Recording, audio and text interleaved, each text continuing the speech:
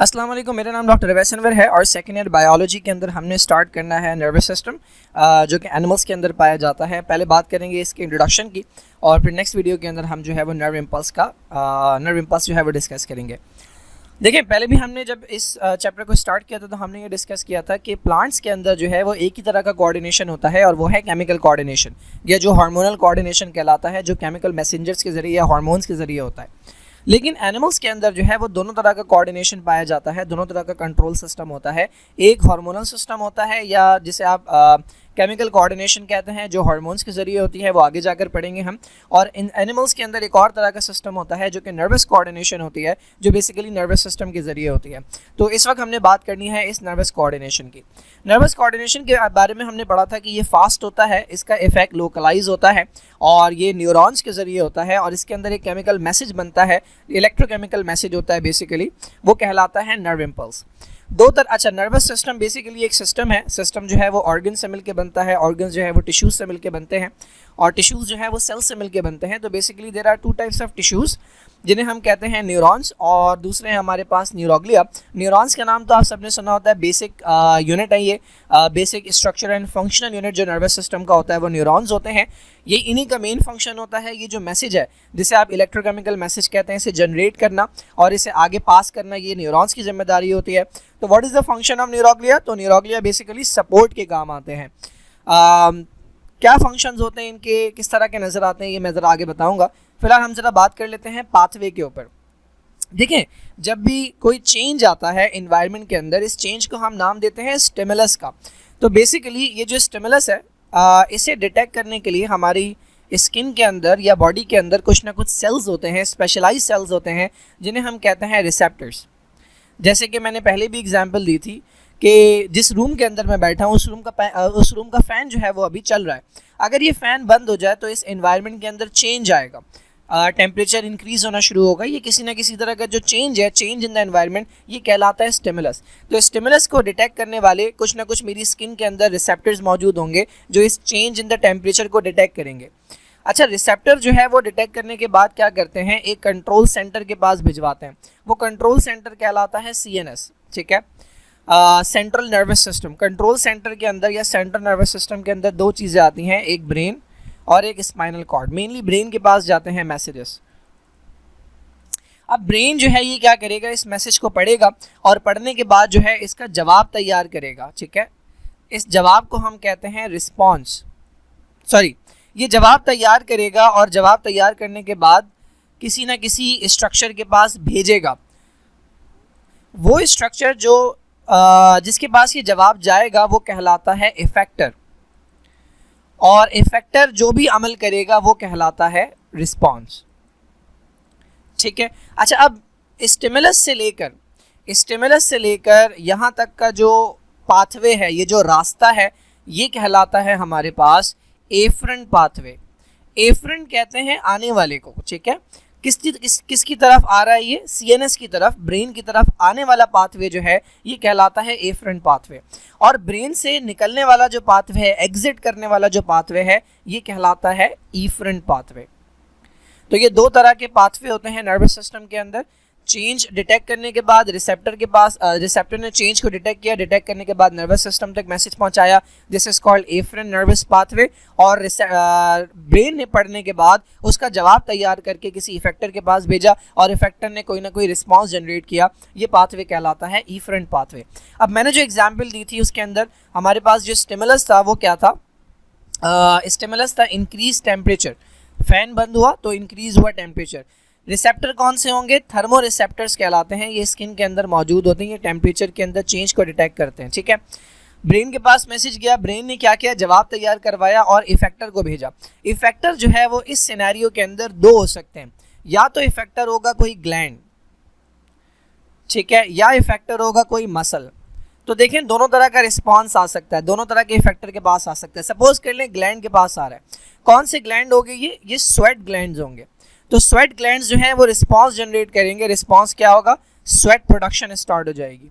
अगर ग्लैंड के पास नहीं जाए और मसल के पास जाए तो ये कौन से मसल के पास जाएगा, मेरी बॉडी के मसल्स के पास, हाथों और पैरों के मसल के पास जाएगा, स्पेशली पैरों के मसल के पास जाएगा। और रिस्पॉन्स क्या आएगा, मैं उठ के इस कमरे से बाहर चला जाऊंगा, मसल्स को इस्तेमाल करके मैं कमरे से बाहर चला जाऊंगा।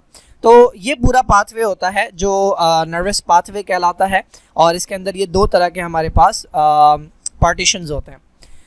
तो भाई ये अगर आपको नजर आ रहा हो, कहाँ गया, this is the stimulus. Stimulus को डिटेक्ट किया रिसेप्टर ने भेजा सीएनएस के पास, ब्रेन के पास, ब्रेन ने पढ़ा, किसको जवाब दिया, इफेक्टर को, और इफेक्टर ने कोई ना कोई रिस्पांस दिया। यहाँ तक का जो पाथवे है ये कहलाता है एफरेंट, और इसके बाद वाला ये कहलाता है इफरेंट। ठीक है, ये दोनों रेगुलेट होते हैं एक फीडबैक लूप के जरिए। इसके ऊपर आगे जाके हम बात करेंगे। तो भाई ये पैराग्राफ के अंदर लिखा हुआ है, न्यूरॉन ने रिसीव की इन्फॉर्मेशन अबाउट एनी चेंज को स्टिमुलस कहते हैं, एक्सटर्नल एनवायरनमेंट में या इंटरनल एनवायरनमेंट में, किसके थ्रू, कुछ सेंसरी सेल्स होते हैं जिन्हें हम कहते हैं रिसेप्टर। उसके बाद इसे रिपोर्ट किया कंट्रोल सेंटर को, एनालिसिस करने के बाद, इंटीग्रेशन के बाद ब्रेन ने जवाब तैयार किया और किसी इफेक्टर को दिया, जो मसल भी हो सकता है, ग्लैंड भी हो सकता है, और उसने आगे जाकर रिस्पॉन्स जनरेट किया। तो जो पाथवे रिसेप्टर से कंट्रोल सेंटर तक गया वो एफरेंट है, और उसके बाद वाला पाथवे जो है वो कंट्रोल सेंटर से इफेक्ट तक का वो इफरेंट नर्व पाथवे। ठीक है भाई, अब आ जाते हैं नर्वस टिश्यू के ऊपर। ये दो तरह के हमारे पास नर्वस टिश्यू हैं, एक मेन टाइप है जिसे आप न्यूरॉन कहते हैं, जो बेसिक स्ट्रक्चरल और फंक्शनल यूनिट होता है, और एक हमारे पास होते हैं जिन्हें हम कहते हैं न्यूरोग्लिया। तो पहले हम बात कर लेते हैं न्यूरॉन्स की। अभी जो न्यूरॉन है ये basic structural and functional unit होता है। इसके स्ट्रक्चर की अगर हम बात करें तो ये हमारे पास इसका बेसिक स्ट्रक्चर होता है। ठीक है, आपने डायग्राम पहले भी देखी होगी शायद 9th क्लास में, फर्स्ट ईयर में शायद कभी किसी ने समझाते हुए डायग्राम बनाई हो। ठीक है, so this is the basic structure. ये इससे प्रोसेसेस निकल रहे हैं। अच्छा, अब इसको समझाने से पहले अगर मैं आपको यहाँ पर सिंपल सी डायग्राम बना के दिखाऊं, तो ये मेरे पास सेंटर वाला पार्ट है। ठीक है, ये वाला पार्ट, इसको नाम देते हैं सोमा का, या इसे नाम देते हैं सेल बॉडी का। ठीक है, so this central part is called Soma या सेल बॉडी। अब इससे एक तरफ ये प्रोसेस निकल रहे हैं और एक तरफ ये प्रोसेस निकल रहे हैं। इनमें से एक कहलाएगा डेंड्राइट और एक कहलाएगा एक्सॉन। नॉर्मली बच्चे ये वाली डायग्राम देखते हैं तो उन्हें पता होता है ये छोटे वाले जो हैं इन्हें हम डेंड्राइट कहते हैं, और ये जो बड़ा वाला प्रोसेस है इसे हम एक्सॉन कहते हैं। ठीक है, लेकिन अगर सपोज कर ले मैं दोनों तरफ बराबर बना दूँ, नंबर में भी बराबर है और साइज में भी बराबर है, लेकिन मैं कहूँ कि इनमें से एक जो है वो डेंड्राइट है, एक तरफ जो है वो डेंड्राइट है और एक तरफ एक्सॉन है, तो वो कौन से होंगे? तो इसके लिए आंसर जो होता है वो ये होता है कि आपको देखना पड़ेगा कि मैसेज कहाँ से आ रहा है और कहाँ जा रहा है। देखिए ये सेंट्रल पॉइंट है, सोमा जो है ये सेंट्रल पॉइंट है। सपोज कर ले मैसेज की डायरेक्शन ये है, मैसेज इस तरफ से आ रहा है और फिर इस तरफ जा रहा है, तो सोमा की तरफ लाने वाला जो पार्ट होता है वो कहलाता है डेंड्राइट, और सोमा से ले जाने वाला जो पार्ट होता है वो कहलाता है एक्सॉन। ठीक है, तो अगर इम्पल्स कहते हैं, नर्व इम्पल्स वो मैसेज है जो इलेक्ट्रोकेमिकल मैसेज है जो न्यूरॉन्स जनरेट भी करते हैं और कंडक्ट भी करते हैं। तो अगर नर्व इम्पल्स की डायरेक्शन ये है, यानी इस तरफ से आ रहा है सोमा की तरफ, तो जो लाने वाला पार्ट है सोमा की तरफ वो डेंड्राइट होगा और जो ले जाने वाला पार्ट है वो एक्सॉन होगा। अगर मैं डायरेक्शन पलट दूँ, अगर मैसेज इस तरफ से आ रहा हो, मैं डायरेक्शन इस तरफ से कर दूं, तो ये वाला पार्ट डेंड्राइट हो जाएगा और ये वाला पार्ट जो है जो मैसेज लेकर जा रहा है सोमा से, ये एक्सॉन हो जाएगा।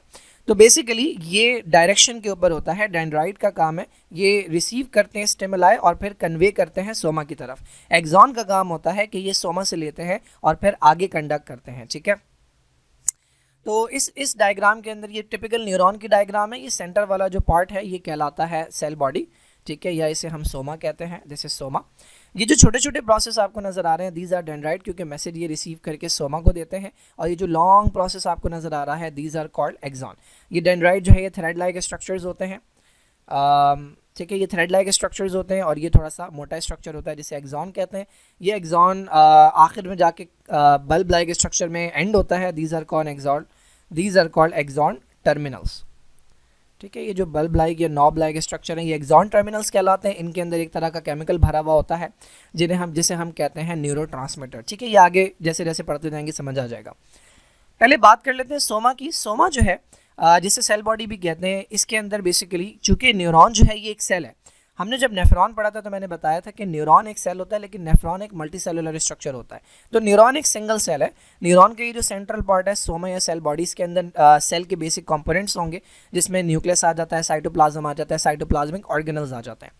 अच्छा, एक स्ट्रक्चर एक खास तरह का स्ट्रक्चर इसके अंदर होता है जिसे निजल सब्सटेंस कहते हैं। जिस तरह आम सेल के अंदर एंडोप्लाज्मिक रेटिकुलम होता है, इसके अंदर ये एक तरह का स्ट्रक्चर होता है निजल सब्सटेंस, जिसके ऊपर राइबोसोम मौजूद होते हैं। और राइबोसोम का फंक्शन आपको पता है, प्रोटीन सिंथेसिस जो है ये राइबोसोम का फंक्शन होता है। अच्छा, इसके अलावा ये दो तरह के प्रोसेस मैंने बता दिए। एक डेंड्राइट है जिसका काम होगा मैसेज को लेकर आना सोमा तक, और एक एक्सॉन है जिसका काम होगा मैसेज को लेकर जाना, अवे लेकर जाना। इसके अलावा कुछ कंपोनेंट्स और हैं जो हमने डिस्कस करने हैं। कुछ न्यूरॉन्स, अच्छा हम जहाँ पर ये एक्सॉन स्टार्ट होता है, ठीक है, ये हमारे पास वो पॉइंट है कि जहाँ पर ये एक्सॉन जो है ये स्टार्ट हो रहा है। तो ये जो आपको ट्रायंगुलर सा एरिया नज़र आ रहा है, दिस ट्रायंगुलर सा एरिया, ठीक है, जहाँ से एक्सॉन स्टार्ट हो रहा है, ये ट्रायंगुलर सा एरिया कहलाता है एक्सॉन हिलॉक, ठीक है, this is called axon hillock, ठीक है। बेसिकली यहाँ से मैसेजेस आ रहे होंगे और फिर वो एक पॉइंट के ऊपर जमा होंगे, और अगर वो स्ट्रांग होगा, इतना स्ट्रांग होगा कि आगे पास ऑन हो, तो वो यहाँ से आगे जाएगा, अदरवाइज वो यहीं पर ख़त्म हो जाता है। तो एक्सॉन हिलॉक वो पॉइंट है कि जहाँ पर डेंड्राइट से आने वाले मैसेजेस जो हैं, इम्पल्सेस जो हैं, वो एक जगह पर जमा होते हैं और यहाँ से फिर एक्सॉन में मैसेज जाता है। अच्छा, कुछ न्यूरॉन्स ऐसे होते हैं जो कपड़े पहने हुए होते हैं, और कुछ न्यूरॉन्स ऐसे होते हैं जो कपड़े नहीं पहने हुए होते। ये जो कपड़ा है इसे बेसिकली हम कहते हैं माइलिन शीट। तो ये जो माइलिन शीट होती है ये छोटे छोटे पैकेट्स के अंदर होती है। ये हमारे पास माइलिन शीट है। तो जो न्यूरॉन्स माइलिन शीट से कवर्ड होते हैं ये कहलाते हैं माइलिनेटेड, और जिन न्यूरॉन्स के ऊपर माइलिन शीट नहीं होती वो कहलाते हैं नॉन माइलिनेटेड या अनमाइलिनेटेड। तो ये जो माइलिनेटेड न्यूरॉन है इसके ऊपर ये जो माइलिन है ये टुकड़ों के अंदर होती है, इस सेगमेंट के ऊपर है, फिर इस सेगमेंट के ऊपर है। तो बीच बीच में आपको नजर आ रहा है, इसको मैं माइलिन शीट लिख देता हूँ, माइलिन शीट, और बीच बीच में आपको नजर आ रहा है कि ये एरियाज जो हैं ये अनकवर्ड है। ये एरियाज कहलाते हैं नोड ऑफ रेनवीयर, ठीक है, these are called node of Ranvier. ये वो देखें, माइलिन शीट जो होती है ना ये बेसिकली इंसुलेशन प्रोवाइड करती है। तो इस एरिया से जो आयंस है ना वो अंदर नहीं जा सकते, यहाँ से एंट्री नहीं होती। तो एंट्री जो आयंस की होती है वो यहाँ से होती है। तो बेसिकली जो मैसेज होता है ना वो यूं ट्रैवल कर रहा होता है, जंप कर रहा होता है, नोड ऑफ रेनवीयर से नोड ऑफ रेनवीयर, नोड ऑफ रेनवीयर से नोड ऑफ रेनवीयर पे जंप कर रहा होता है। इस तरह से ये मैसेज जो है वो आगे ट्रांसफर होता है। ये आगे हम जब नर्व इम्पल्स का टॉपिक पढ़ेंगे तब और ज़्यादा क्लियर हो जाएगा। तो बेसिक की बात हो गई कि न्यूरॉन जो है वो बेसिक स्ट्रक्चरल फंक्शन यूनिट है नर्वस सिस्टम का। इनका काम होता है ये नर्व इम्पल्स को जनरेट करते हैं और कंडक्ट करते हैं, आगे पास ऑन करते हैं। 3 पार्ट्स हैं, सोमा, डेंड्राइट और एक्सॉन। सोमा के अंदर साइटोप्लाज्म और न्यूक्लियस है, इसके अलावा निजल सब्सटेंस है, इसके अलावा थ्रेड लाइक स्ट्रक्चर्स है जिन्हें हम डेंड्राइट कहते हैं, और एक लंबा सा साइटोप्लाज्मिक प्रोसेस है जिसे आप एक्सॉन कहते हैं। ये डेंड्राइट के ऑपोजिट निकलता है, कंडक्टिंग एंड होता है। नॉब लाइक स्ट्रक्चर आखिर में पाए जाते हैं जिन्हें हम कहते हैं एक्सॉन टर्मिनल्स। इन एक्सॉन टर्मिनल्स के अंदर क्या पाया जाता है? इसके अंदर होता है न्यूरोट्रांसमीटर, जिसके ज़रिए एक न्यूरॉन दूसरे न्यूरॉन को मैसेज देता है। एक्सॉन जहाँ से स्टार्ट होता है वो जो ट्रायंगुलर सा एरिया है ये कहलाता है एक्सॉन हिलॉक, ठीक है। यहाँ से ये इम्पल्स जो है स्ट्रॉन्ग होकर आगे पास ऑन होते हैं। कुछ न्यूरॉन्स ऐसे हैं कि जिनके एक्सॉन जो है वो माइलिन शीट से कवर्ड होते हैं। अब आ जाते हैं न्यूरॉन की टाइप पे। तो हमारे पास ये 3 तरह के न्यूरॉन बुक के अंदर दिए हुए हैं, इसको आइडेंटिफाई करना आना चाहिए आपको। देखिए भाई, ये जो 3 तरह के न्यूरॉन्स होते हैं ये on the basis of function होते हैं, ठीक है। पहले हमारे पास सबसे पहले होता है जिसे हम कहते हैं सेंसरी न्यूरॉन, ये जो यहाँ पर बना हुआ नज़र आ रहा है। मैंने आपको बताया था कि कोई भी जो स्टिमुलस होता है उसे डिटेक्ट करने की जिम्मेदारी एक तरह के सेल की होती है जिसे हम कहते हैं रिसेप्टर। और फिर रिसेप्टर जो है वो रिसेप्टर एक अलग से सेल भी हो सकते हैं और वो न्यूरॉन का पार्ट भी हो सकता है, ठीक है। तो रिसेप्टर क्या करता है, ये जो मैसेज है वो देता है एक तरह के न्यूरॉन को, और ये न्यूरॉन जो है इस मैसेज को लेकर जाता है किसके पास? सेंट्रल नर्वस सिस्टम के पास, CNS के पास। ये वाला जो न्यूरॉन है जो रिसेप्टर से मैसेज लेता है या जिसका एंड जो है वो रिसेप्टर के साथ लगा हुआ होता है, इस न्यूरॉन का काम है मैसेज को लेना, इस स्टिमुलस को लेना और CNS तक पहुंचाना, ब्रेन तक पहुंचाना। ये न्यूरॉन कहलाता है सेंसरी न्यूरॉन। तो ये जो आपको नज़र आ रहा है जिसका एंड जो है इसके ऊपर रिसेप्टर का सेल लगा हुआ है, इसका नाम होता है सेंसरी न्यूरॉन, और इसका फंक्शन होता है मैसेज को लेना रिसेप्टर से और ट्रांसफ़र करना CNS तक, ब्रेन तक या स्पाइनल कॉर्ड तक, ठीक है। एक तरीका होता है इसको आइडेंटिफाई करने का, वो ये है कि इसका जो डेंड्राइट है वो काफ़ी बड़ा होता है। अगर आप बाकी के डेंड्राइट देखें, ये इसका डेंड्राइट है, ये इसका डेंड्राइट है, तो उसके मुकाबले में इसका डेंड्राइट इसके एक्सॉन के मुकाबले में काफ़ी बड़ा होता है, ठीक है। तो ये जो लॉन्ग डेंड्राइट वाला और जिसकी सेल बॉडी काफ़ी सेंटर में होती है, ये कहलाता है हमारे पास सेंसरी न्यूरॉन। अब सेंसरी न्यूरॉन जहाँ ख़त्म होगा ना, वहाँ से कोई और न्यूरॉन स्टार्ट होगा, क्योंकि ये मैसेज जो है वो न्यूरॉन टू न्यूरॉन ट्रांसफ़र होता है। तो सेंसरी न्यूरॉन जिस न्यूरॉन को मैसेज देगा, ये वो न्यूरॉन है जो ब्रेन के अंदर मौजूद है, जो स्पाइनल कॉर्ड के अंदर मौजूद है। ब्रेन और स्पाइनल कॉर्ड क्या है, नर्वस सिस्टम के पार्ट है ना, तो ये भी न्यूरॉन से बनेंगे। तो ये जो ब्रेन और स्पाइनल कॉर्ड है, ये इनके अंदर जो न्यूरॉन्स पाए जाते हैं ये कहलाते हैं इंटर न्यूरॉन। अब ये जो इंटर न्यूरॉन होता है, इसका फंक्शन क्या होता है?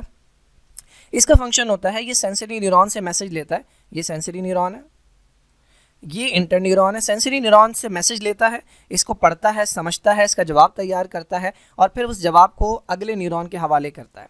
ये वो अगला न्यूरॉन है जो इस जवाब को लेकर आ रहा है किसी ना किसी ऑर्गन तक। इस ऑर्गन को हम कहते हैं इफेक्टर, और ये इफेक्टर कोई ना कोई रिस्पॉन्स शो करता है। तो ये जो न्यूरॉन है जो जवाब लेकर आ रहा है किसी ना किसी इफेक्टर तक, ये कहलाता है मोटर न्यूरॉन। तो ये जो आपको तीसरा न्यूरॉन नज़र आ रहा है, this is the motor neuron. अगर आप गौर करें तो ये आकर ख़त्म हो रहा है इसके ऊपर, ये सर्कुलर सा जो स्ट्रक्चर है ये बेसिकली मसल है। तो मैंने आपको बताया था कि कोई ग्लैंड भी हो सकता है और कोई इफेक्टर जो है वो कोई ग्लैंड भी हो सकता है और वो कोई मसल भी हो सकता है। तो यहाँ पर ये आकर ख़त्म हो रहा है मसल के ऊपर, ठीक है। तो ये हमारे पास 3 तरह के न्यूरॉन्स होते हैं। तो अगर मैं आपसे पूछूं कि जो एफरेंट पाथवे होता है वो कौन सा न्यूरॉन बनाता है, तो एफरेंट पाथवे बनाता है सेंसरी न्यूरॉन, क्योंकि यहाँ से लेकर नर्वस सिस्टम तक का जो रास्ता होता है ये एफरेंट पाथवे होता है, ये बनाता है हमारे पास सेंसरी न्यूरॉन, ठीक है। ये एफरेंट पाथवे है आने वाला ब्रेन की तरफ, और जो एफरेंट पाथवे है वो बनाता है आपका मोटर न्यूरॉन, ठीक है जी। तो ये 3 हमारे pass on the basis of function. ये यहाँ पे इनकी डिस्क्रिप्शन लिखी हुई है। सेंसरी न्यूरॉन सेंसरी इन्फॉर्मेशन को लेता है रिसेप्टर से और सीएनएस तक पहुँचाता है। Inter neuron central nervous system के अंदर पाए जाते हैं, ब्रेन और स्पाइनल कॉर्ड में। और मोटर न्यूरॉन ये कंट्रोल सेंटर से जो है वो मैसेज लेते हैं और इफेक्टर को देते हैं। 2 तरह की टाइप जो है मैं पहले ही बता चुका हूँ, एक कपड़ों वाली जिसे माइलिनेटेड कहते हैं और एक अनमाइलिनेटेड जो बिना कपड़ों के न्यूरॉन्स होते हैं। और ये जो माइलिन शीट होती है ये पैकेट्स के अंदर होती है, ठीक है। ये न्यूरॉन जा रहा है और ये पैकेट्स के अंदर जो है वो लगी होती है। अच्छा भाई, फंक्शन ऑफ न्यूरॉन क्या है? तो हमने पहले भी डिस्कस किया था कि न्यूरॉन स्ट्रक्चरल और फंक्शनल यूनिट है।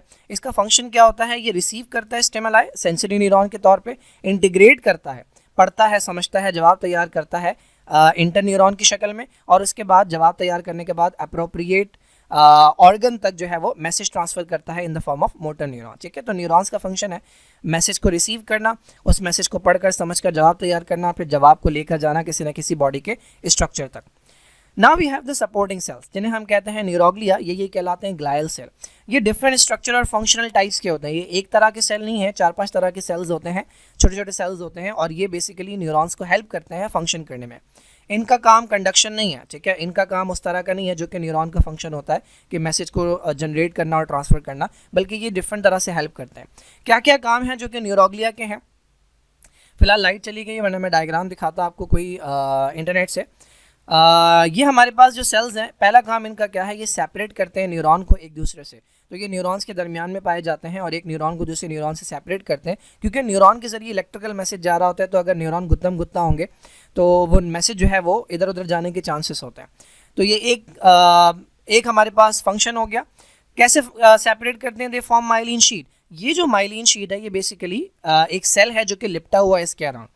ये एक न्यूरोग्लिया है या ये ग्लायल सेल है जो कि इसके अराउंड लिपट जाता है, तो ये बेसिकली बन जाती है इसकी माइलिन शीट। तो माइलिन शीट बना के ये बेसिकली एक तो इंसुलेशन प्रोवाइड करते हैं, फिर न्यूरॉन्स को एक दूसरे से सेपरेट करने का काम करते हैं।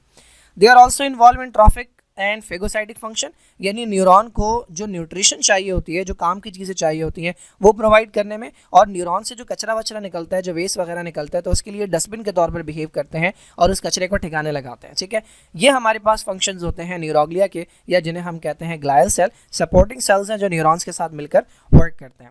फिलहाल यहीं तक रखते हैं। नेक्स्ट वीडियो में इंशाल्लाह हम बात करेंगे नर्व इम्पल्स की, कि कैसे न्यूरॉन्स जो हैं वो इलेक्ट्रिकल या इलेक्ट्रोकेमिकल मैसेज जो है वो जनरेट करते हैं और फिर उसे कंडक्ट करते हैं।